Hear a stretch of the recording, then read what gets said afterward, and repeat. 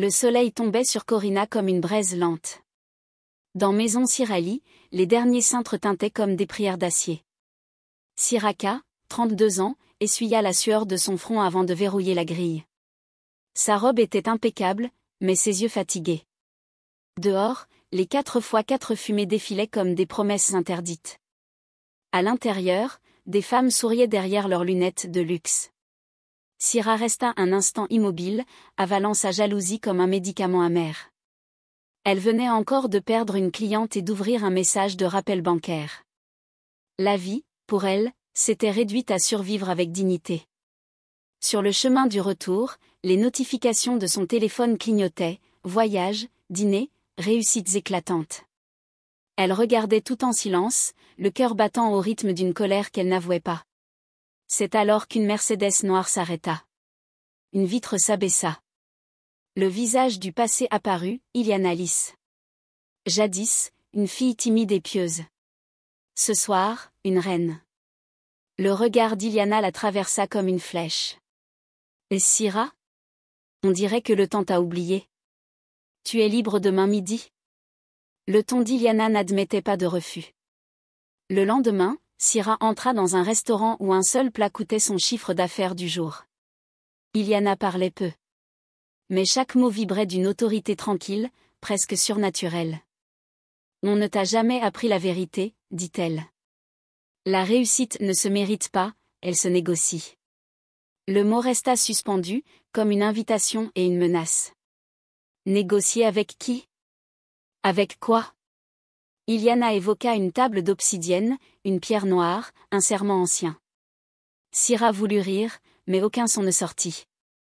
Une part d'elle, très loin, venait d'écouter pour de vrai. Elle comprit qu'une porte venait de s'entr'ouvrir et qu'il lui suffisait d'entrer. La nuit suivante, Sira rêva d'une salle sans fenêtre. Les bougies noires brûlaient sans fumée. Elle y tendait une mèche de ses cheveux, puis quelques gouttes de sang. En se réveillant, elle sentit sur sa poitrine le poids invisible d'un collier qu'elle n'avait pas encore reçu. Le pacte, lui, semblait déjà scellé. Corina s'éveillait dans la poussière et la rumeur des klaxons. À 6 heures, le ciel rosissait à peine que Siraka traînait déjà sa caisse en bois devant la boutique.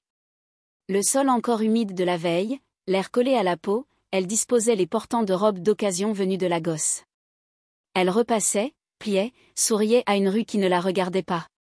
Chaque matin, elle se maquillait un peu, non pour séduire, mais pour tenir.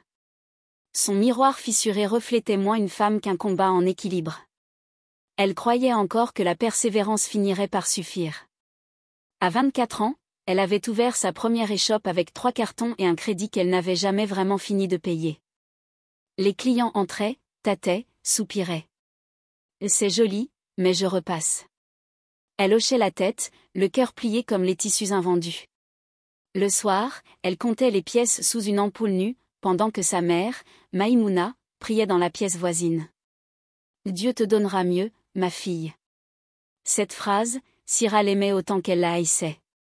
Parce qu'elle ne donnait rien de concret, seulement un peu de souffle pour tenir jusqu'au lendemain. Les voisins, eux, observaient. On murmurait qu'à 30 ans passés, Sira n'avait ni mari, ni maison, ni miracle. Elle faisait semblant de ne pas entendre. Parfois, une cliente demandait un rabais en l'appelant « ma petite » alors qu'elle avait son âge. D'autres venaient simplement pour bavarder, comme pour sentir l'odeur de la lutte. Le soir, Sira regardait les lumières de la grande avenue en se disant qu'elle était juste à côté du monde qui compte. Et ce « à côté » lui pesait. Pourtant, chaque prière de Maïmouna derrière la porte lui rappelait qu'il existait encore un amour non marchandable. Un matin, alors qu'elle balayait la devanture, elle trouva un billet froissé sur le trottoir. 10 000 francs. Elle le serra dans sa main comme une relique. Ce jour-là, elle jura intérieurement que ce ne serait plus le hasard qui déciderait de son sort. Elle travailla 2 fois plus, changea sa manière d'accueillir, soigna chaque robe, chaque sourire. Le soir, dans un carnet, elle nota. Un jour, je ne vendrai plus aux passantes, je vendrai à celles qu'on regarde. C'était une prière sans nom, un serment silencieux que le destin entendit peut-être trop bien. Ce soir-là, alors que la pluie battait les tôles, Sira s'allongea, téléphone à la main. En scrollant machinalement, elle tomba sur une story, une femme dans une robe blanche, maquillage parfait, table dorée, regard assuré. Le nom clignotait, Iliana Alice. Une ancienne camarade de fac, disparue depuis des années. Syrah sentit un frisson. Iliana souriait à la caméra, derrière elle, un logo brillant, The Obsidian Circle. Elle ne comprit pas, mais garda la vidéo. Dans le noir, la pluie tambourinait comme un avertissement. Et dans le cœur de Syrah, quelque chose venait de s'éveiller. Le message d'Iliana était bref, demain, midi. Le Dar El Nouri. À mon nom. Syrah lut 3 fois avant d'y croire. Ce restaurant, elle en passait souvent devant sans jamais oser y entrer. À midi pile, elle s'y présenta, nerveuse. À l'intérieur, la climatisation sentait la vanille et l'argent. Iliana l'attendait, robe ivoire, lunettes relevées sur des yeux perçants. Sa beauté avait changé, autrefois douce, elle était maintenant taillée dans le contrôle. Syrah s'assit, hésitante. Les serveurs s'inclinaient devant Iliana comme devant une souveraine. Elle posa son téléphone, sourit à demi. « Tu n'as pas changé. Toujours simple. Mais je savais que tu viendrais. » Syrah tenta de plaisanter, mais ses mots se perdirent dans la musique du lieu. Chaque détail semblait calculé pour lui rappeler ce qu'elle n'était pas, la finesse des couverts, le prix des plats, les montres qui brillaient aux poignets alentour. « Alors, ta boutique ?» demanda Iliana. « Je me débrouille. » On survit. Iliana la fixa longuement, puis se pencha. « On ne t'a jamais appris la vérité, Syrah. La réussite ne se mérite pas. Elle se négocie. » Syrah crut à une blague. Mais dans les yeux d'Iliana, il n'y avait ni ironie ni lumière. Seulement une promesse. Les mots d'Iliana s'accrochèrent à sa peau comme une fièvre. Négocier ? Avec qui ? Elle pensa aux hommes puissants, au réseau d'affaires, à des combines peut-être. Mais la voix d'Iliana était plus basse, presque un murmure. Il existe un cercle. Très ancien. Très discret. Des femmes puissantes, reliées par un serment. Syrah sentit son ventre se nouer. Elle voulut poser une question, mais Iliana continua. Elles ouvrent des portes que même l'argent ne sait pas forcer. Elle dit cela en caressant la bordure de sa coupe de vin, comme si chaque syllabe avait un poids. Syrah sentit le monde ralentir. Le dessert arriva. Syrah ne mangea pas Iliana, elle, observait silencieuse, patiente, comme si tout était déjà écrit. Puis, d'une voix calme. « Je t'ai toujours dit que tu avais quelque chose. Mais tu t'épuises à chercher la reconnaissance au mauvais endroit. » Elle glissa sa carte sur la table. Dessus, un symbole gravé, un cercle noir traversé d'une ligne argentée. Pas d'adresse, pas de nom. Quand tu en auras assez de survivre, appelle-moi. Syrah hocha la tête, sans parler. Le mot « assez » résonna en elle comme une cloche fêlée. Elle sentit qu'elle venait d'être marquée. Le soir même, la carte brûlait dans sa poche. En rentrant, elle la déposa sur sa table, incapable de la jeter. Sur le dos, une phrase apparut à la lumière du néon. Samedi. 22 heures, ancien entrepôt de briques, route de Bantara. Viens seul. Son cœur accéléra. Dehors, le vent charriait la poussière rouge et l'odeur de pluie. Syrah se regarda dans le miroir, son reflet tremblait légèrement. Était-ce la lumière ? Ou l'ombre d'un choix ? Elle caressa le symbole du doigt, sentit un picotement étrange. Et sut, sans comprendre pourquoi, que sa vie venait de changer de direction. La route de Bantara était déserte à 7 heures. L'air tiède sentait la terre humide et la rouille. Syrah gara sa moto près d'un ancien entrepôt de briques, silhouette massive perdue dans la nuit. Pas de bruit, sinon le bourdonnement des insectes. Son cœur battait trop fort, presque indécent dans le silence. Une main surgit de l'ombre gantée, ferme. Sans un mot, elle la guida à l'intérieur. L'obscurité avala tout. Syrah sentit qu'elle franchissait quelque chose d'invisible, un seuil qu'on ne repasse pas. Elle voulut parler, mais sa voix resta coincée quelque part entre la gorge et la peur. La pièce n'avait ni fenêtre ni horloge. Seulement des bougies noires alignées en cercle, leurs flammes immobiles. 10 femmes se tenaient debout, vêtus de capes sombres. Leurs visages brillaient d'une beauté étrange, presque irréelle, mais sans chaleur. Au centre, une table d'onyx. Dessus, une pierre noire, lisse, comme un cœur pétrifié. Une voix s'éleva grave, lente, sans visage. « Tu veux la richesse? Tu veux la puissance ?» Syrah, paralysée, acquiesça d'un signe imperceptible. « Alors offre. Offre ta peur. Offre ta parole. Offre un morceau de toi. » Une femme s'approcha, tenant un petit couteau d'argent. Une mèche. Et 3 gouttes. Syrah obéit. Ses doigts tremblaient. Le métal effleura sa peau, le sang perla, chaud et précis. La femme recueillit les gouttes dans un bol de verre. Les chants commencèrent, des voix basses, anciennes, dans une langue qu'elle ne connaissait pas. Syrah sentit sa tête tourner, son souffle se raccourcir, mais au fond d'elle, un feu naissait. Une exaltation pure, brûlante, incontrôlable. C'était comme si le monde se contractait autour d'elle. Iliana s'avança enfin. Sous sa capuche, son sourire était pâle. Elle prit la pierre noire et la posa sur la poitrine de Syrah. « Porte-la toujours. Et tais-toi. » On lui remit un collier, une fine chaîne d'or sombre, au bout de laquelle pendait la pierre. Lourde, glacée, presque vivante.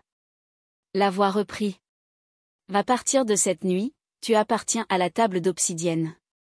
Le succès vient par la constance, pas par la foi. Le doute est une rupture. Le silence, ta sauvegarde. » Chaque mot résonna en elle comme un décret. Syrah sentit la peur se dissoudre dans une étrange clarté. Tout paraissait logique soudain. L'ordre, la hiérarchie, la promesse. Elle serra la pierre entre ses doigts, y sentit un battement. Peut-être le sien. Peut-être autre chose. Quand elle sortit, la nuit semblait plus vaste. La ville, au loin, brillait comme un mirage. Syrah marcha longtemps sans se retourner. Le collier pendait contre son cœur, froid mais rassurant. Elle rentra chez elle à l'aube, les jambes cotonneuses, l'esprit vide. À peine la tête posée sur l'oreiller, son téléphone vibra. Une notification.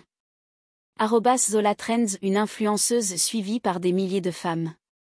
Les filles, je vous jure que j'ai trouvé une perle rare à Corina, maison Cyrali.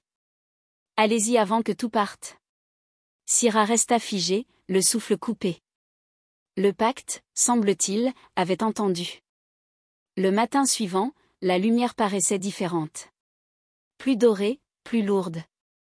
Syrah ouvrit sa boutique comme d'habitude, encore sonnée de la nuit. Mais à peine les volets levés, 2 clientes attendaient déjà. Puis 4. Puis 10. À midi, la file débordait sur la rue. Elle ne comprenait pas. Les robes s'arrachaient, les compliments pleuvaient, et chaque mot « maison Cyrali » sonnait comme une incantation. Le soir, il ne restait rien sur les portants. Rien. Elle s'assit sur le sol, les yeux humides.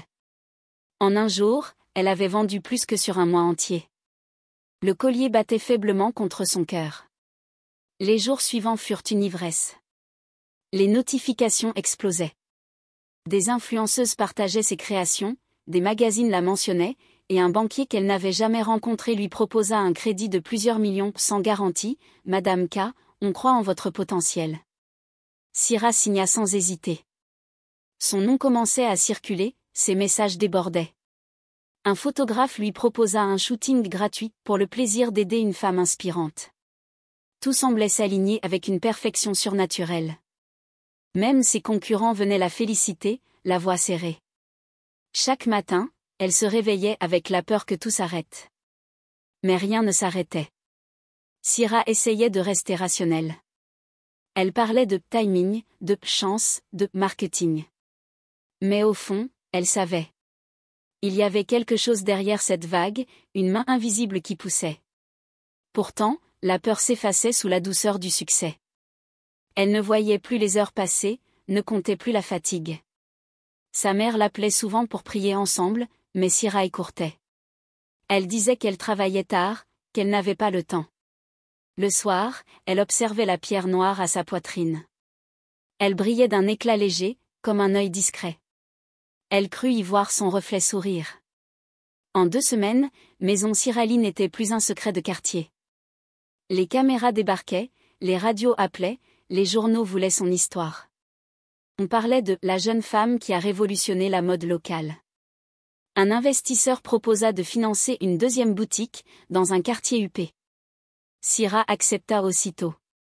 Elle engagea des employés, acheta des tissus importés, décora son nouvel espace de marbre clair et de miroirs. Elle travaillait dans une euphorie constante. Quand Iliana l'appela, elle répondit avec reconnaissance, presque amour. « Merci. Tout marche, c'est incroyable. » Iliana sourit au bout du fil. « Ce n'est que le début. »« Tu veux tenir ?» demanda Iliana, sa voix plus grave. « Tenir ? Bien sûr. Alors prépare-toi. Ce qui vient, exige une offrande réelle. » Syrah sentit son sang se glacer. « Une offrande ? Tu as déjà donné ta parole. Bientôt, tu donneras ton alignement. » La ligne coupa net. Syrah resta là, immobile, le téléphone encore collé à son oreille. Dans la vitrine, les reflets dansaient comme des visages. Le bruit des machines, des voix, des commandes ne lui parvenait plus. Le succès sonnait toujours, mais soudain, il avait un écho de menace. Le téléphone vibra au milieu d'une réunion. Le nom s'afficha, « Papa ». Syrah hésita, fixa l'écran, puis le laissa sonner jusqu'à la fin. Elle avait 1000 choses à gérer, un shooting, une commande urgente, une interview à confirmer. Son père, elle ne l'avait pas vu depuis plus d'1 an. Il vivait encore au village, malade, épaissi par le temps et les rancunes anciennes. Entre eux, il restait une distance que ni les appels ni les souvenirs n'avaient su combler. Quand le téléphone cessa de vibrer, elle ressentit un pincement fugitif. Puis elle le posa. Il y avait des priorités plus urgentes. 2 jours plus tard, Iliana apparut sans prévenir dans sa boutique. Élégante, glaciale, vêtue d'un tailleur noir. « Tu progresses vite, dit-elle. Tu sens la puissance, Syrah. Mais pour qu'elle dure, il faut un alignement. » Syrah fronça les sourcils. « Un alignement ? Un sang qui t'ancre et te relie. C'est la loi. » Elle sortit une bague fine de sa poche et la posa sur le comptoir, un cercle d'argent surmonté d'une minuscule goutte de verre rouge. « Quand le moment viendra, tu sauras quoi faire. » Puis elle disparut, laissant derrière elle une odeur de patchouli et de métal. Cette nuit-là, Syrah ne dormit pas. Le mot « sang » tournait dans sa tête. Elle pensa à son père, sa voix grave, ses reproches constants. « Tu cours derrière les habits pendant que les vrais se battent pour leur avenir. » Elle se souvenait de ses silences, de ses jugements, de ses mains calleuses qui ne l'avaient jamais applaudi. Mais elle se souvenait aussi de ses yeux fatigués, de sa toux sèche quand il essayait de lui dire qu'il était fier. Elle se leva, ouvrit le tiroir où dormait la bague. Sous la lumière faible, la goutte rouge brillait comme un avertissement. Ou une promesse. Au matin, Syrah prit une décision qu'elle enveloppa dans des mots rationnels. Elle se dit que son père souffrait déjà, qu'il n'était plus vraiment là. Elle se dit que la vie exige des équilibres, que son succès nourrissait d'autres familles, d'autres espoirs. Elle transforma sa culpabilité en logique, son hésitation en courage. Elle s'enferma dans son bureau, ferma les rideaux, alluma une bougie. Le collier d'obsidienne était froid. « Un sang qui m'aligne », murmura-t-elle. Ses doigts serrèrent la bague. Une goutte glissa sur la pierre noire. Un vent bref traversa la pièce. Quelque part, très loin, un homme éternua. Le soir, Syrah reçut un message d'Iliana. « Es-tu prête ?» Elle hésita longuement, puis tapa 3 lettres. « Oui. » Quelques heures plus tard, elle entra dans une salle qu'elle connaissait déjà, les bougies, la table d'onyx, les capes noires. La voix sans visage demanda calmement. « Quel est le nom ?» Le silence pesa comme un couvercle. Syrah sentit sa gorge se serrer, sa langue lourde.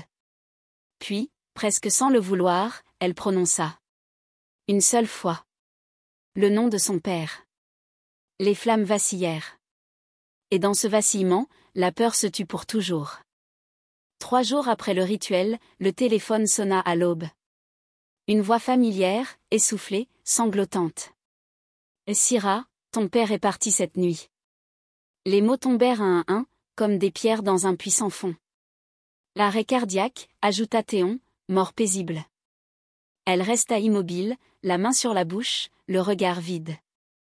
Autour d'elle, la boutique était encore plongée dans la pénombre, la pierre noire contre sa peau. Elle sentit une chaleur diffuse remonter le long de sa nuque, mais aucune larme. Rien ne sortit. Son cœur battait calmement, presque trop calmement. La paix qu'elle ressentait la terrifia.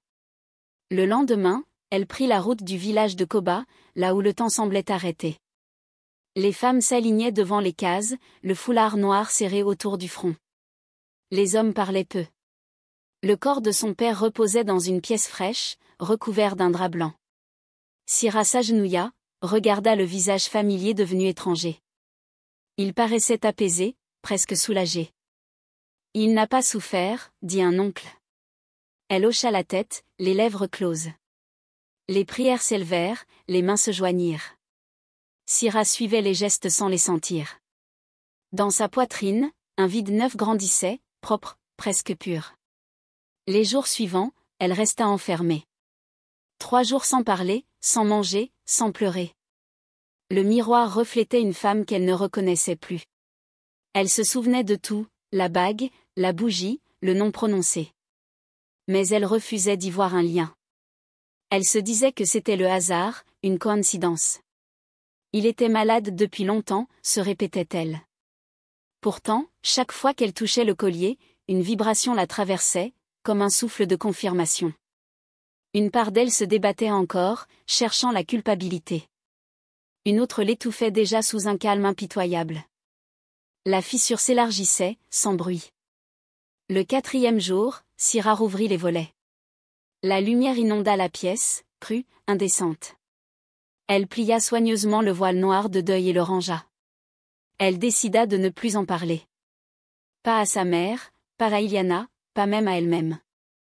Elle retourna à Corina, reprit le travail comme si rien n'avait changé. Le soir, elle rangea ses registres, passa ses doigts sur le tissu d'une robe rouge. Sa main trembla, mais elle sourit. La vie continue, murmura-t-elle. La phrase résonna étrangement, sans émotion. Elle la répéta, plus fort. Et la répétition finit par sonner vrai. Le lendemain, un mail inattendu l'attendait, une banque internationale lui proposait un partenariat. Puis un styliste de renom l'invita à collaborer. En quelques jours, les contrats affluaient, les chiffres explosaient. On parlait de « Maison Sirali » dans les journaux économiques. Les vitrines se remplirent de soie et de lumière. Syrah souriait aux photographes, dos droit, regard fier. Mais la nuit, dans le reflet de sa chambre, la pierre d'obsidienne scintillait d'un éclat plus fort qu'avant, presque vivant. Sous cet éclat, elle sentit une phrase sans voix se répéter. Chaque porte a son prix. 6 mois après la mort de son père, Maison Sirali n'avait plus rien d'une échoppe. Les vitrines luisaient de marbre blanc, les sols diffusaient un parfum d'ambre et de vanille. À Corina, puis Diafé, Nkora et Limbia, on murmurait le nom de Syrah comme celui d'une légende montante. Ces robes étaient désormais portées par les épouses d'ambassadeurs, les animatrices télé, les femmes ministres. Chaque ouverture attirait caméras et roses blanches. On ne l'appelait plus Syrah, mais Madame Sirali. Le succès avait un goût de velours froid, et elle y mordait avec lenteur, consciente que rien, désormais, ne pouvait l'arrêter. Les magazines publiaient ses portraits. L'icône de l'entrepreneuriat féminin. Les plateaux télé la présentaient comme une inspiration nationale. Les hommes la saluaient avec respect, les femmes cherchaient à lui ressembler. On la consultait sur la mode, sur la réussite, même sur la foi. Ses mots étaient pesés, ses gestes observés. Quand elle entrait dans une salle, le silence tombait naturellement. Un ministre lui serra la main un jour. « Vous êtes la preuve que le rêve africain existe. » Elle sourit, polie, mais au fond, elle savait, ce n'était pas un rêve. C'était un pacte. Et les rêves ne coûtent pas le sang. La gloire avait un effet étrange, elle ne remplissait pas, elle vidait. Plus son nom brillait, plus Syrah se sentait légère, presque désincarnée. Elle dormait peu, mangeait à peine.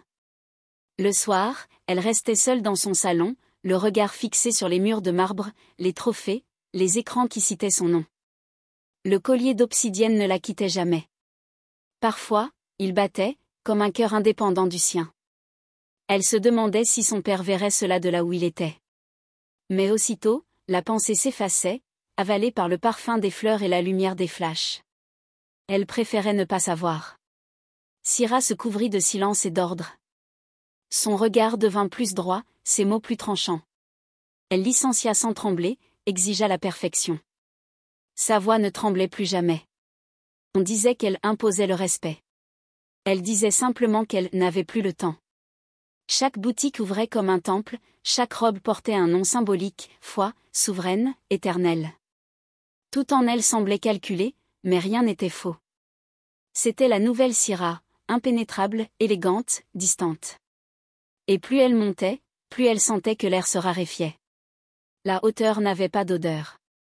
Elle n'entendait plus que son propre souffle. Un soir, alors que la ville dormait sous la pluie, son téléphone vibra. « Iliana. Tu profites bien de ta réussite ?» demanda la voix. Syrah sourit. « Oui. Grâce à toi, tout marche. J'ai enfin la vie que je voulais. » Un léger rire au bout du fil, froid, presque tendre. « Alors souviens-toi, les pactes s'entretiennent. » Le mot resta suspendu. « M'entretenir ?» murmura Syrah. Mais Iliana avait déjà raccroché. La ligne était morte, mais dans la pièce, la pierre noire se mit à pulser plus fort, éclairant l'obscurité d'une lueur humide. Comme un avertissement. Les mots d'Iliana résonnaient encore, les pactes s'entretiennent. Syrah n'avait pas cherché à comprendre. Pourtant, depuis cet appel, quelque chose s'était décalé dans sa vie parfaite. Les ventes continuaient, les contrats s'accumulaient, mais les nuits devenaient plus lourdes. Parfois, la pierre d'obsidienne pulsait sous sa peau, comme un cœur étranger. Et toujours cette impression d'être observée. Un soir, alors qu'elle travaillait tard, un message anonyme s'afficha sur son écran. Un empire s'effondre quand il oublie d'offrir. Puis, en dessous, 3 noms. Syrah sentit la peur l'effleurer. Mais elle lut quand même. Et la peur, déjà, commençait à lui plaire. Le premier nom était Bako, son ancien amant. Il l'avait trahi jadis, volé des tissus, menacé de révéler certaines choses sur leur début. Depuis, il vivait de combines et de regrets. Le lendemain du message, Bako l'appela, l'air repentant. Il voulait parler, tourner la page. Syrah accepta. Ils burent un café. Il s'excusa. Elle pardonna. Le soir même, il s'effondra chez lui, foudroyé par une crise cardiaque. Les journaux parlèrent de destin tragique. Syrah, elle, resta devant son miroir, droite, impassible. Dans la glace, la pierre noire brillait plus fort qu'avant. Et son cœur, étrangement, plus léger. Pendant des jours, elle se força à croire au hasard. Mais l'ombre d'Iliana planait. Les fleurs arrivaient, les opportunités aussi. Une grande marque européenne proposa une collaboration. Chaque réussite portait un arrière-goût de cendre. Le soir, Syrah se parlait à voix basse. Il l'a mérité. Il m'avait blessée. Elle répétait cela comme une prière inversée. Puis, peu à peu, la honte se fit petite, docile. Elle apprit à vivre avec cette part d'ombre, comme on apprivoise une cicatrice. Elle se surprit même à sourire en pensant. Le monde ne récompense pas les anges. Seulement les courageux. 2 mois plus tard, le deuxième nom devint clair, Asita, une collaboratrice ambitieuse, jalouse, bavarde. Une nuit, l'atelier prit feu. Court-circuit, disait-on. Syrah observa les flammes à la télévision sans ciller. Puis vint Abby, sa cousine, celle qui la critiquait sur les réseaux. Quelques semaines après, on annonça son suicide soudain. Et chaque fois, Syrah montait d'un étage, nouveau marché, invitation, défilé à l'étranger. Le monde l'applaudissait, et elle n'applaudissait plus personne. Elle avait compris, donner, c'était maintenir le trône. Et le trône, désormais, était plus doux que la paix. Un soir, alors qu'elle se maquillait avant une cérémonie, Syrah leva les yeux vers le miroir. Son visage était parfait. Mais quelque chose clochait. Ses yeux qu'on disait lumineux, semblaient plus sombres, presque opaques. Elle se pencha. L'éclat de la pierre d'obsidienne se reflétait dans sa pupille, comme si elle fusionnait avec elle. Elle sentit un frisson. Puis un sourire glacé étira ses lèvres. Ce n'était plus la fatigue, ni la peur. C'était une autre présence, calme et puissante. Elle toucha le miroir du bout des doigts. « Je me suis enfin trouvée », murmura-t-elle. Et son reflet ne cligna pas. Les flashs crépitaient sous le ciel gris de Paris. Siraka sortit d'une voiture noire, escortée, robe dorée drapée sur ses épaules comme une armure. Devant le grand palais, les caméras s'agitaient, la créatrice africaine du moment, criaient les journalistes. Elle souriait, posait, pivotait. En 2 ans, elle était passée des ruelles de Corina aux tapis rouges européens. On parlait d'elle dans Vogue Afrique, puis dans Harper's Bazaar. À Dubaï, elle dînait sur des yachts, à Londres, elle défilait aux côtés d'héritières et de femmes de pouvoir. Le monde, enfin, prononçait son nom avec déférence. Mais plus elle voyageait, plus elle découvrait une hiérarchie invisible. À Paris, elle côtoyait des femmes plus riches, plus connectées, qui parlaient en code et souriaient sans sincérité. À Dubaï, certaines la complimentaient, mais leur regard disait autre chose, « Tu es prometteuse, mais pas encore des nôtres ». Dans les salons feutrés des hôtels, Sira sentait la frontière entre son succès et le véritable pouvoir. Celles d'en haut ne travaillaient plus, elles possédaient, elles ordonnaient, elles choisissaient qui brillait et qui disparaissait. Sira, elle, voulait franchir ce seuil. Pas pour l'argent. Pour la gloire absolue. Chaque rencontre la laissait plus vide. Elle rentrait dans ses villas de location, entourée de luxe et de solitude. Elle se regardait dans les miroirs sans se reconnaître, se comparait sans cesse, leur yacht était plus grand, leurs bijoux plus lourds, leurs noms plus respectés. Un soir, à Londres, une styliste lui lança. « Tu es brillante, Sira. Mais pour régner ici, il faut plus que du talent. Il faut appartenir. » Le mot la transperça. Appartenir. Elle pensa à Iliana, à la table d'obsidienne, à la pierre noire qu'elle n'avait jamais quittée. Appartenir. Elle savait ce que cela signifiait. De retour à Dubaï, dans une suite surplombant la mer, Sira ouvrit son carnet de projets. Les pages étaient pleines de chiffres, de croquis, de dates, mais tout lui sembla soudain dérisoire. Elle voulait davantage, Tokyo, Milan, New York.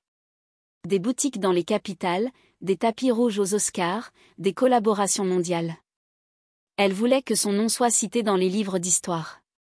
Elle posa sa main sur le collier d'obsidienne. « Je suis prête à tout », murmura-t-elle. Le vent du désert frôla la vitre, et la pierre sembla pulser, comme si elle avait entendu. Peut-être qu'elle avait compris. Une semaine plus tard, lors d'un gala privé à Abu Dhabi, Sira aperçut un visage familier, Iliana Lisse. Toujours aussi calme, vêtue d'une cape grise. Elle l'observait depuis l'autre côté de la salle, un verre à la main. Quand leurs regards se croisèrent, Iliana s'approcha, sourit à peine. « Tu es allé loin, dit-elle. Mais il existe d'autres sphères. Des femmes dont le nom ne se prononce pas. Celles qui décident du monde. » « Je veux en être, » répondit Sira sans hésiter. Le sourire d'Iliana s'élargit. « Alors prépare-toi. Là où tu veux aller, le prix ne s'écrit plus en or. Tokyo, Milan, New York. » Ces noms résonnaient dans la tête de Siraka comme des promesses divines. Depuis son retour de Dubaï, elle ne dormait plus que par tranches d'heures. Ses carnets débordaient de croquis, d'idées, de budgets à rallonge. Elle voulait conquérir le monde. Elle en avait la conviction absolue, l'Afrique n'était qu'un départ. Autour d'elle, l'équipe s'agitait, les partenaires étrangers multipliaient les offres. Sira souriait, galvanisée, chaque mail validant ce qu'elle croyait être une destinée. Mais sous la table, sa main ne quittait jamais la pierre d'obsidienne. Elle avait appris à ne pas la contrarier. Un matin, au milieu de contrats et de catalogues, Sira fit une pause. Elle se regarda dans le miroir de son bureau, tailleur blanc, visage parfait, sourire maîtrisé. Et pourtant, elle se sentit soudain insuffisante. La gloire africaine ne lui suffisait plus. Elle voulait les défilés de la Fashion Week mondiale, les tapis rouges, les unes de Vogue International.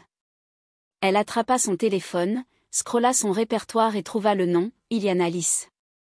Elle hésita à peine avant de composer. « Je veux tout », dit-elle simplement. Le silence au bout du fil dura une éternité. Puis, une voix basse répondit. « Alors écoute bien. » Le son de la voix d'Iliana la traversa comme un courant électrique. « Tu crois avoir vu le sommet, Syrah. Mais ce que tu vis n'est qu'une marche.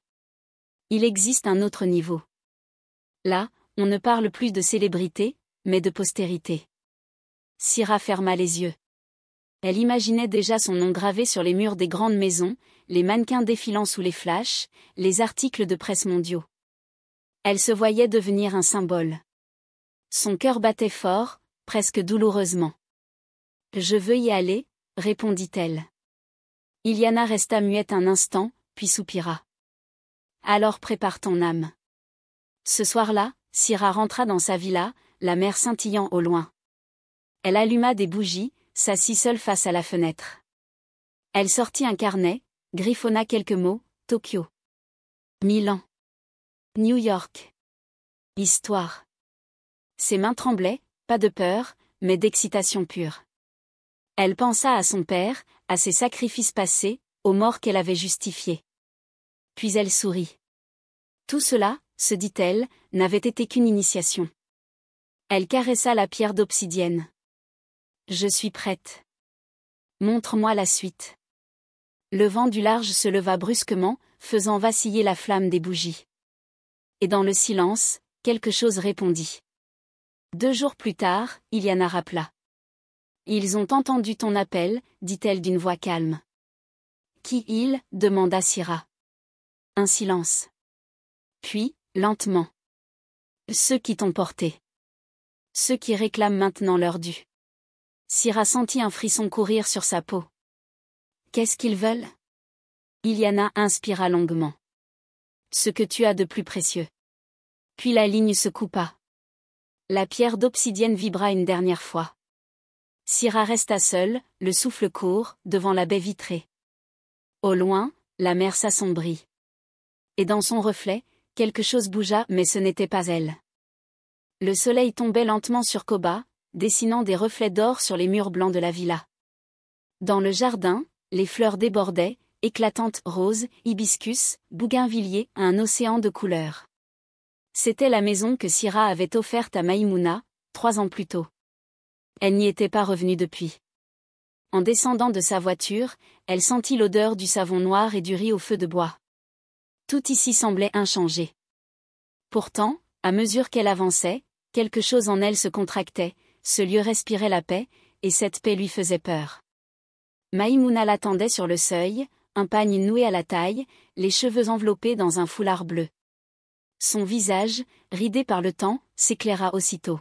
« Ma fille, tu as maigri. » Syrah éclata d'un rire nerveux avant d'être engloutie dans ses bras. L'odeur de sa mère, le mélange d'encens, de lessive et de sueur lui serra le cœur. À table, la simplicité la désarma, riz, poisson grillé, sauce aux oignons. « Je voulais te préparer ton plat préféré, dit Maïmouna. Tu travailles trop. Ton succès est grand, mais ton visage fatigue. » Syrah détourna les yeux. Elle ne supportait plus les phrases vraies. Tout au long du repas, Syrah observa sa mère parler, rire, prier avant chaque bouchée. Les gestes étaient lents, sûrs, remplis d'une foi tranquille. Elle sentit les souvenirs remonter, les matins de marché, les beignets brûlants, les mains calleuses qui la guidaient à l'école. « Tu te souviens quand tu cousais des habits pour tes poupées ?» Syrah hocha la tête, un nœud dans la gorge. « Tu étais déjà faite pour créer de la beauté, » ajouta Maïmouna. Les mots, doux et innocents, la transpercèrent. Elle pensa à tout ce qu'elle avait fait de cette beauté. Et pour la première fois depuis longtemps, elle eut honte. Quand vint le dessert, du lait sucré et quelques fruits, Syrah posa sa cuillère. « Je dois repartir tôt, maman. » « Et déjà ? » ?»« Oui. Beaucoup de choses à régler. » Maïmouna hocha la tête sans insister. Elle se leva, posa ses mains sur la tête de sa fille et murmura une prière. « Que Dieu garde ton cœur. » Le reste, il le gère. Syrah ferma les yeux. Les paumes de sa mère étaient chaudes, presque brûlantes. Puis elle s'écarta brusquement, comme piquée. « Je t'appelle demain », lança-t-elle avant de sortir. Le moteur démarra. Derrière elle, la maison sentait la paix. Devant, la nuit avalait tout. Sur la route de retour, son téléphone vibra. Un message. « Iliana, demain, à la première bougie. » Syrah sentit un frisson lui traverser la nuque. Elle regarda le ciel, sans lune, où seuls brillaient les phares des camions. Elle pensa à la main de sa mère sur sa tête, à cette chaleur qui ne voulait pas partir. Puis elle posa une main sur la pierre d'obsidienne. Sous ses doigts, elle crut sentir un battement, double. Celui de son cœur. Et un autre, plus ancien. Elle souffla lentement. « Je suis prête. » Mais son reflet dans la vitre détourna le regard. L'aube de ce jour-là n'avait ni lumière ni chant d'oiseaux. Le ciel de Corina paraissait lourd, gris, presque métallique. Syrah se leva tôt, sans savoir si elle avait dormi. Chaque geste semblait programmé, elle se lava longuement, peigna ses cheveux avec soin, en silence. Elle n'écoutait plus la radio, n'ouvrit pas ses messages, ne répondit à aucun appel. Sur la table, une unique bougie blanche brûlait, la première qu'elle allumerait avant la nuit. Dans la pièce, la pierre d'obsidienne luisait doucement. Aujourd'hui, pensa-t-elle, il n'y aurait ni hasard, ni retour. Seulement le prix final. Elle enfila une robe longue en soie rouge, simple mais éclatante, et retira un à un tous ses bijoux. Les bracelets en or, les boucles, la montre, les bagues. Tout alla dans une boîte qu'elle ferma d'un geste sec. Elle ne garda que le collier. Elle sentit la pierre froide contre sa gorge, lourde comme une main invisible. Elle appliqua un parfum discret, attacha ses cheveux en un chignon bas. Dans le miroir, son visage était calme, presque solennel. Elle ressembla à une mariée sans témoin, prête à sceller une union qu'elle ne comprenait plus. Elle resta un moment immobile, observant son reflet. Son cœur battait fort, mais sans panique. C'était une peur ancienne, apprivoisée. Elle pensa à sa mère, à la chaleur de ses mains la veille. « Que Dieu garde ton cœur. » Cette phrase revenait sans cesse, comme une prière fantôme. Syrah la repoussa d'un souffle. Elle devait rester forte. Ce qu'elle allait offrir n'était pas un sacrifice, mais un passage. Elle se le répétait pour ne pas trembler. Pourtant, ses doigts tremblaient malgré tout, chaque fois qu'il touchait le collier. La pierre vibrait, lente, régulière, comme une respiration étrangère. À la tombée du jour, une voiture noire s'arrêta devant sa maison. Le chauffeur ne parla pas. Syrah entra sans poser de questions. La route vers Diafé était déserte, bordée d'arbres immobiles. Elle fixait l'horizon, le regard perdu. Dans la boîte à gants, une enveloppe, ne prononce aucun mot jusqu'à l'aube. Elle obéit. Le silence devint une seconde peau. Le paysage changeait peu à peu, les lampadaires disparaissaient, les champs s'étendaient, puis une grande bâtisse sans fenêtre apparut au loin. Elle sut que c'était là. Le lieu où la lumière ne revenait jamais. La voiture s'arrêta. Syrah descendit. L'air était glacial, malgré la chaleur de la saison. Devant elle, la villa sans fenêtre se dressait, immense, étrangère, comme si elle avait poussé là en une nuit. Les bougies noires brûlaient à l'entrée, sans vaciller. Une silhouette encapuchonnée l'attendait. « Entre » dit une voix sans ton. Elle s'exécuta. À mesure qu'elle franchissait le seuil, la température chutait. Son souffle formait une brume. Le sol vibrait sous ses pas. Puis la porte se referma derrière elle dans un claquement sourd. Autour d'elle, 10 silhouettes en cape. Et l'air, brusquement, devint froid comme la mort. La salle était circulaire, immense, sans mur visible. Seules des bougies noires formaient un cercle parfait autour d'une table d'onyx. L'air vibrait d'un bourdonnement bas, presque inaudible. Syrah avança lentement jusqu'au centre, pieds nus sur le sol glacé. Autour d'elle, 10 silhouettes encapuchonnées. Aucune parole, seulement des respirations mesurées, des chuchotements d'un autre âge. Au milieu du cercle, une dague d'argent reposait sur un coussin noir. Son reflet tremblait sur la lame. La voix qu'elle connaissait s'éleva, grave, étirée. Siraka, veux-tu que ton nom soit gravé dans l'histoire? Elle releva la tête, droite. Oui. Et élément déclencheur sans mots, la demande de l'impensable. Alors donne. Donner quoi? Murmura-t-elle. Ce que tu as de plus précieux. Le silence tomba. Les flammes s'inclinèrent. La voix reprit, plus profonde, presque inhumaine. Donne la vie qui t'attache encore à ce monde. Une image traversa l'esprit de Sira, les mains ridées de Maïmouna, la prière du soir, le sourire tendre. Elle recula d'un pas. Non, pas elle. La voix insista, calme, tranchante. Elle t'ancre. Elle te retient. Tant qu'elle vit, tu restes incomplète. Offre-la, et la gloire te sera éternelle. Les capes s'inclinèrent. Les flammes se mirent à frémir. Sira sentit son cœur s'emballer. Les images défilaient, les beignets du matin, les appels tendres, les bénédictions murmurées. Elle m'a tout donné, souffla-t-elle. Et toi, que lui as-tu offert? Répondit la voix. La dague glissa du coussin, atterrit doucement dans sa paume. Son métal était froid, vivant. Les chants reprirent, plus rapides, plus forts. Chaque note semblait tordre l'air autour d'elle. Sira se mit à trembler.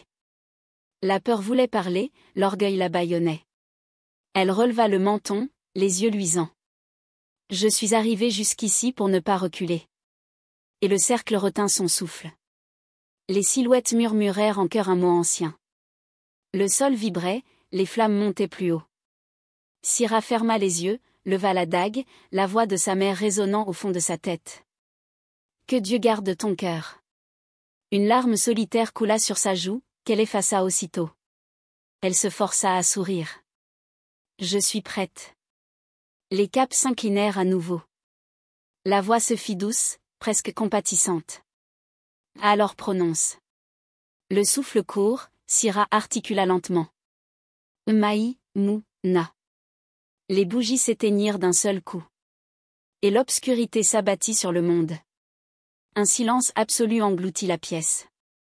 Puis un souffle glacial traversa le cercle, renversant les capes. Les bougies se rallumèrent d'elles-mêmes, projetant une lueur bleutée. Une nouvelle voix s'éleva, plus ancienne, plus vaste que toutes les autres. Celle que tu vises est protégée. Sira ouvrit la bouche, mais aucun son n'en sortit. Tu as défié l'équilibre. La pierre d'obsidienne se mit à brûler contre sa peau. Les chants cessèrent. Les silhouettes reculèrent, effrayées. La dague glissa de ses mains. Dans la lueur tremblante, quelque chose se fissura, pas dans la salle, mais en elle. La phrase venait à peine de retentir, celle que tu vises est protégée, que le sol se mit à trembler. Les bougies s'éteignirent à nouveau, l'air se glaça. Les silhouettes encapuchonnées se tournèrent les unes vers les autres, désorientées. Un vent surgit du néant, hurlant à travers la salle. Sira tomba à genoux, les mains crispées sur la pierre d'obsidienne brûlante. Le plafond se fissurait comme un verre brisé. Un hurlement guttural traversa la pièce, ni humain ni animal. Puis le silence revint, plus lourd, plus épais. Quelque chose venait d'entrer. Pas par la porte, par elle.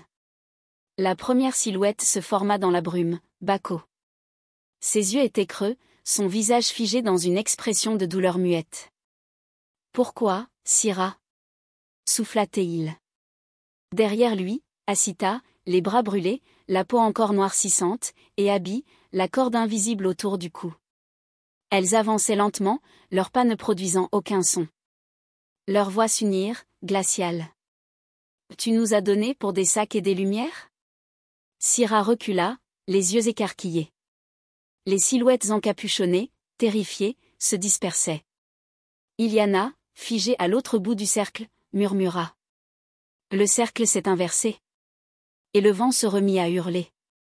Sira hurla, mais sa voix se perdit dans le vacarme. Les murs craquaient, la pierre d'onyx se fêlait. Chaque fissure semblait ouvrir une bouche invisible, d'où s'échappaient des souffles glacés.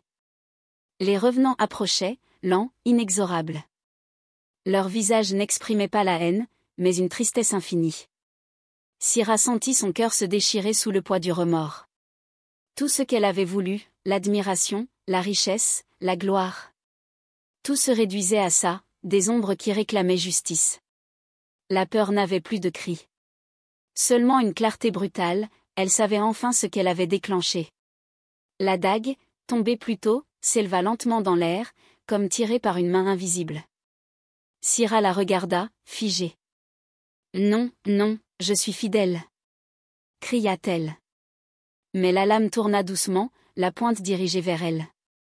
Iliana voulut intervenir, mais le vent la repoussa contre un mur. Les revenants chuchotaient d'une même voix. « Tu as nourri la table de ton sang, il est temps qu'elle se nourrisse du tien. » La dague avança seule. Syrah recula, mais son corps refusa d'obéir. Son reflet apparut dans la lame, froid, étranger. Et la pierre d'obsidienne pulsa une dernière fois. Le souffle tomba. Plus de vent. Plus de chant. Juste le battement de la pierre. Les revenants s'évanouirent, les capes s'effondrèrent. Syrah sentit la lame se poser doucement sur sa poitrine. Aucune douleur, seulement un poids immense. Elle comprit. L'offrande finale, c'était elle. Son souffle se fit court, puis s'arrêta. Le collier glissa lentement sur le sol, la pierre désormais inerte. La salle s'illumina une dernière fois d'une lumière blanche, aveuglante. Quand elle retomba, il ne restait qu'un silence absolu et un parfum d'encens brûlé. Le cercle s'était refermé. L'équilibre était revenu. 3 jours plus tard, la nouvelle explosa sur les réseaux comme un orage. Le décès brutal de la créatrice Syrah.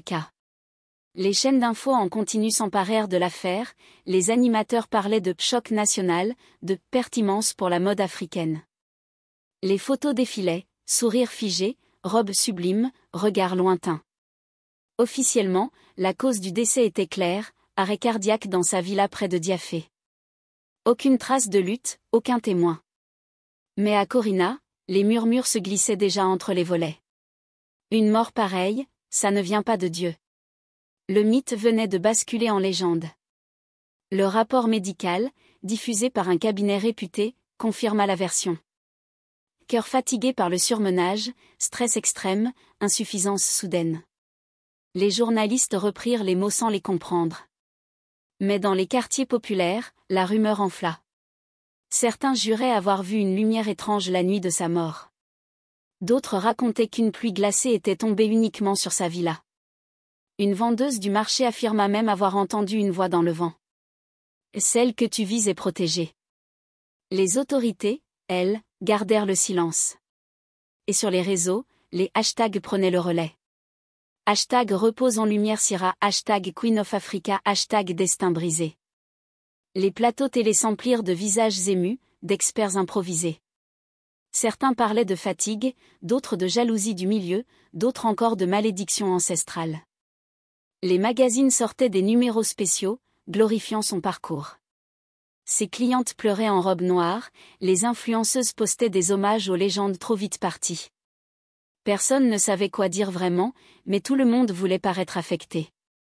Le mythe Syrah grandissait encore dans sa mort, plus belle, plus pure, plus mystérieuse. Son absence devenait sa dernière œuvre. Et derrière les projecteurs, personne ne se demandait vraiment ce qu'elle avait payé pour tout ça. En parallèle, les équipes juridiques et bancaires se mirent en marche. Les boutiques furent fermées le temps du deuil. Les employés reçurent des indemnités généreuses, signées d'une main inconnue. Les bureaux furent vidés, les comptes bancaires déplacés. Les registres officiels restaient limpides, toutes les procédures, toutes les signatures, toutes les clauses légales. Un notaire étranger fut nommé exécuteur testamentaire. Il affirma à la presse. Tout est en règle. Rien d'anormal. Mais il évitait le regard des caméras. Car dans le dossier qu'il tenait, une simple note manuscrite restait non classée. À transférer intégralement. Bénéficiaire, Maïmounaka. La liquidation commença. Mais au lieu de s'éparpiller, les biens de Syrah convergèrent mystérieusement vers un seul nom. Les banques validèrent sans heurts, les contrats se débloquèrent, les signatures s'alignèrent. Les journalistes parlaient d'un mystère administratif, les avocats d'une logique testamentaire innovante. Aucun n'osait dire la vérité, tout semblait guidé par une main invisible. À Corina, on chuchotait que Syrah avait offert son empire à Dieu. Mais les plus anciens, eux, savaient. Quand la mort t'emporte à la place de celle que tu voulais donner. Alors la vie rend ce qu'elle t'avait prêté. Et le non-cas redevint silencieux. Une semaine après les funérailles, Maïmouna Ka fut convoquée à la préfecture. Elle y alla seule, vêtue d'un simple boubou blanc. Dans le bureau, un notaire français la salua maladroitement, les mains moites. « Madame K, il semble que, votre fille vous ait désignée héritière universelle. » Elle cligna des yeux, sans comprendre. « Moi ? Mais, je ne sais même pas signer ces papiers-là. » Le notaire lui montra les documents, tout portait la signature légale de Syrah K, authentifiée, datée, tamponnée. Mais il baissa la voix, presque honteux. « Ce qui m'échappe, madame, c'est que ce dossier est parfait. Trop parfait. » Les jours suivants, les virements s'enchaînèrent. Les villas, les boutiques, les comptes bancaires, tout passa à son nom sans obstacle. Des journalistes vinrent frapper à sa porte, caméra en main. « Madame Maïmouna, que ressentez-vous après cet héritage ?» Elle répondit doucement. « Je ressens la poussière, pas la gloire. » Elle refusa les interviews, rendit les appels muets, renvoya les lettres sans les ouvrir. La villa aux 1000 fleurs devint son refuge. Chaque soir, elle y priait seule, une lampe à huile pour toute lumière. Les voisins disaient qu'elle parlait à quelqu'un qu'on ne voyait pas. Maïmouna vivait lentement, entre prière et silence. Dans la maison, rien ne rappelait la richesse, pas de dorure, pas de tableau. Elle conservait seulement une photo, Syrah, 20 ans, sourire franc, robe simple. Parfois, elle lui parlait à voix basse, comme à une enfant perdue dans la foule. Elle ne demandait pas pourquoi. Elle priait seulement pour que l'âme de sa fille trouve la paix que le monde ne lui avait pas donnée. Et chaque nuit, quand elle prononçait le dernier mot Amine, les rideaux frémissaient, même sans vent. Comme si quelqu'un écoutait, ailleurs. Pendant ce temps, le nom d'Iliana Alice s'effaça des réseaux. Son compte fut supprimé, ses boutiques fermées, ses traces bancaires effacées. Certains disaient qu'elle avait fui, d'autres qu'elle n'avait jamais existé. À la table d'obsidienne, il ne restait que des ruines, les symboles effacés, la pierre d'onyx brisée. Le monde tourna la page, comme il le fait toujours. À Corina, les affiches Maison Sirali furent arrachées. Les enseignes se ternirent, les vitrines se vidèrent. Et dans le silence retrouvé, Maïmouna rangea chaque papier, chaque clé, chaque trace de fortune dans une malle fermée à double tour. Elle ne garda que la prière. Ce soir-là, la lune était haute, éclatante. Maïmouna posa son tapis de prière au milieu du salon. Le vent se leva dehors, gémissant autour des murs. Elle commença à réciter doucement, les yeux clos. Au dehors, les fleurs du jardin se mirent à frémir tout ensemble. Une ombre, fine, glissa un instant contre la vitre, comme hésitante. Mais quand Maïmouna prononça le dernier mot Amine, le vent s'arrêta net. Et dans le silence revenu, elle sentit une chaleur douce passer derrière elle, furtive. Elle sourit, les larmes aux yeux. Car parfois, prier, c'est repousser ce qui voulait revenir. On racontera que Syrah K fut emportée trop tôt, que son cœur s'est arrêté, que c'est la vie. On oubliera de dire qu'un cœur s'arrête souvent longtemps après l'âme. Elle, l'âme, s'était creusée à chaque porte ouverte par d'autres mains. Elle avait changé de peau sans changer de faim, et la faim, nourrie de sel et d'orgueil, devient un désert. Dans les vitrines, les mannequins porteront encore, quelques saisons, des silhouettes rouges et des coupes franches. Les femmes les essaieront sans connaître la lourdeur d'une pierre noire sur la poitrine. Corina retrouvera sa poussière et son grondement. Les mêmes 4 fois 4 fileront sur l'avenue. Dans Maison Sirali, les cintres chanteront une note plus claire, parce qu'une autre présence y passera, non pas celle d'un mythe, mais d'un souffle doux, une prière de mère, invisible et tenace. Maïmouna ne donnera pas d'interview. Elle dira seulement merci pour ce qu'elle ne comprend pas, et pardon pour ce qu'elle presse. Elle déposera chaque matin une assiette de beignets sur la table, en souvenir de l'époque où l'amour se prouvait avec de la farine, de l'huile et des doigts brûlés. La table d'obsidienne ne met pas d'avis de recherche. Ilian Alice, quant à elle, s'effacera comme une trace sur une vitre chaude. L'équilibre a ses comptes et ses contre-comptes. Il ne réclame pas des raisons, seulement des prix. Le tien, lecteur, n'a pas encore été fixé, il sera façonné par les mots que tu choisis et les liens que tu refuses de couper. La gloire n'est pas un sommet, c'est un rebord. On peut s'y pencher pour regarder le monde scintiller, ou s'y perdre en croyant que la lumière vient de soi. Si une morale doit rester, il existe des portes qu'on n'ouvre pas, même quand la clé brille. Car certaines clés sont taillées dans la chair de ceux qui t'aiment.